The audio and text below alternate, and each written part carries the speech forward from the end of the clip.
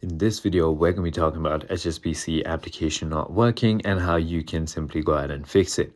So let me tell you a couple of immediate troubleshooting steps first. So if you haven't already tried it, try reinstalling the application. So uninstall and reinstall your HSBC application. If you're also using password managers like Bitwarden, the HSBC app may flag them as a security risk. Temporarily disable accessibility services for those apps to see if that resolves the login issues.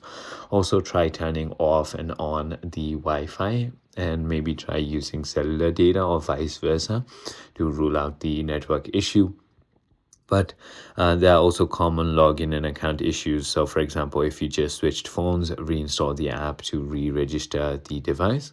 Also use the online banking password reset tool or contact HSBC directly if your account is locked. So I hope this video clarifies everything for you. If it did, hit that like button and I'll see you on the next one.